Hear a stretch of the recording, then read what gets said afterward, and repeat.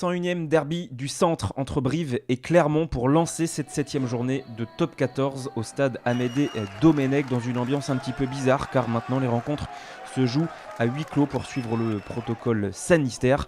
Heureusement, les joueurs clermontois notamment ne sont pas trop déstabilisés par cette ambiance un petit peu calme. Regardez Peter Betham qui joue rapidement cette pénalité. Il est stoppé à 1 mètre de l'embut corrézien.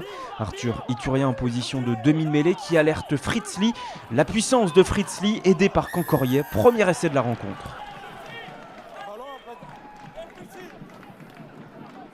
On revoit au ralenti ce pick and go décisif. Clermont mène déjà 7-0.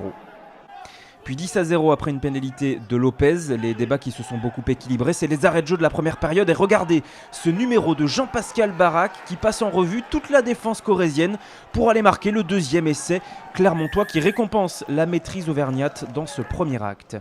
Et on revoit au ralenti ce travail de Betham. Il n'y a rien de fait, la défense briviste est replacée. Mais regardez, Barak qui prend le périph' et qui accélère. Une action typiquement typiquement sétiste pour le capitaine de l'équipe de France à 7 qui permet à Clermont avec la transformation de Lopez de mener 17-0 à la pause. Au retour des vestiaires, la réaction briviste est attendue et elle est très rapide. 3 minutes de jeu dans le deuxième acte. Regardez ce coup de pied de Lobzanidze récupéré par Müller. La passe en tombant pour Irech. Et le pick and go rapide et clair de Simon-Pierre Chauvac qui venait de rentrer en jeu.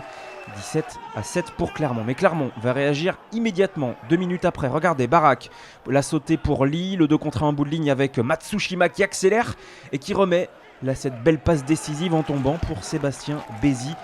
3e essai clermontois.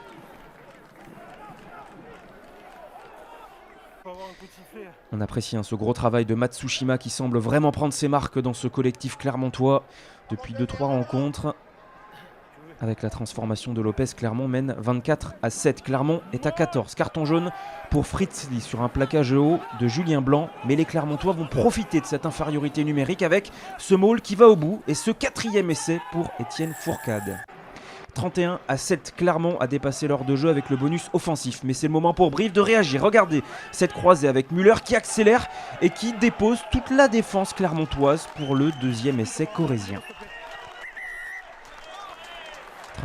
31-12 pour Clermont, puis 31-14 avec la transformation de Laurent Gérard. On se délecte de cet essai, de cette belle croisée de Julien Blanc avec son ailier.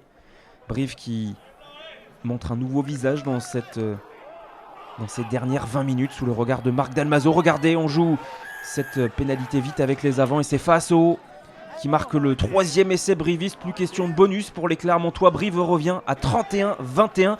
Mais la fin de match est complètement dingue puisque les joueurs de Clermont vont finalement accélérer. 3 minutes avant la fin de passe et essai de Sébastien Bézi qui s'offre un doublé. Le 5e essai clermontois.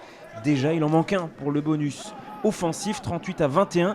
Et les joueurs de Clermont vont aller jusqu'à 4 minutes dans les arrêts de jeu pour aller chercher peut-être ce bonus offensif. Regardez ce ballon porté, c'est Peter Betham le centre qui est venu aider ses coéquipiers et qui aplatit ce 6e essai. 43-21, Clermont s'impose avec le bonus offensif pour la 2e fois de suite et signe son premier succès à l'extérieur.